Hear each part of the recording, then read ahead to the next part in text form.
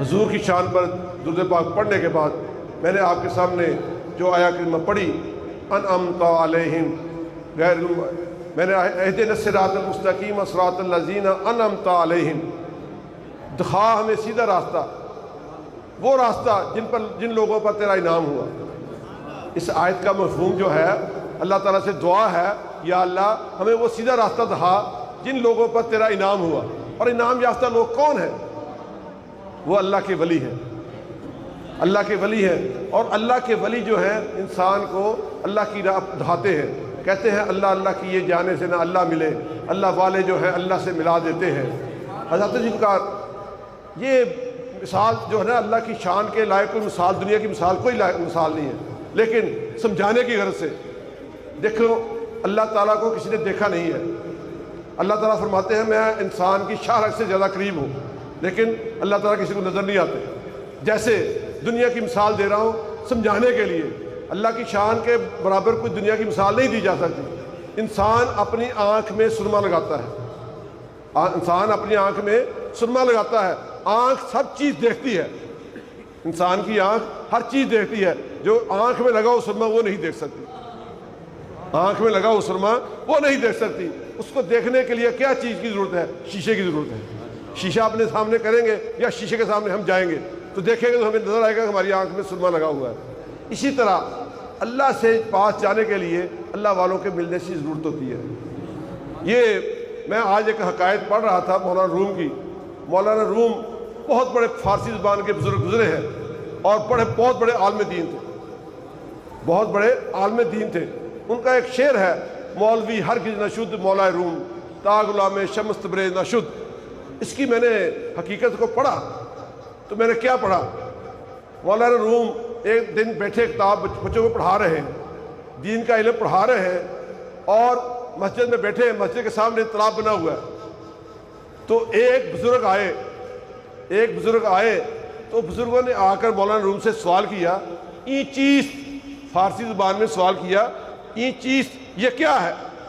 مولانا روم جواب دیتے ہیں این علم است تو نادانی، یہ علم ہے تو نہیں جانتا اس کو۔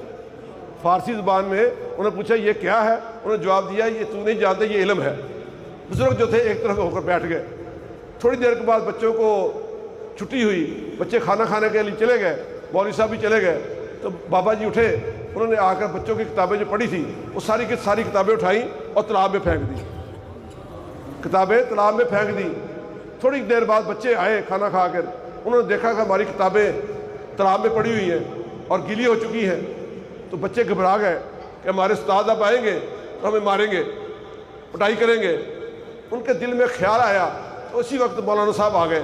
مولانا صاحب نے کہا کتابیں کہاں ہیں؟ بچوں نے کہا اشارہ کیا تالاب میں پڑی ہوئی ہیں۔ جب کتابوں کو تالاب میں دیکھا تو مولانا صاحب کو غصہ آ گیا، غصہ آیا، بچوں کی طرف دیکھا کہ کتابیں تالاب میں کیسے چلے گئیں۔ تو بابا جی سامنے بیٹھے تھے، اٹھے، انہوں نے کہا کہ بچوں کو ڈانٹے نا، کتابیں میں نکال دیتا ہوں، کتابیں نکال دیتا ہوں۔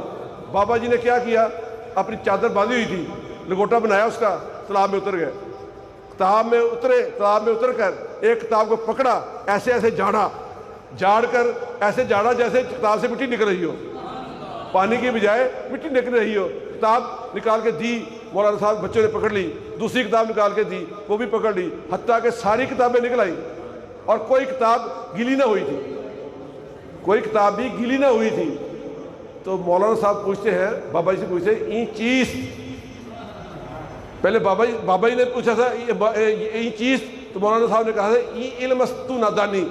تب مولانا صاحب پوچھتے ہیں این چیز یہ کیا ہے؟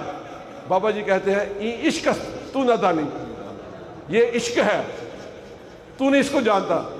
جب اتنا کہا تو مولانا صاحب بابا جی کے قدموں میں گرے، کہنے لگا بابا جی میں اس علم سے ناواقف تھا، اس عشق سے ناواقف تھا، تو مجھے بھی یہ عشق سمجھا دے۔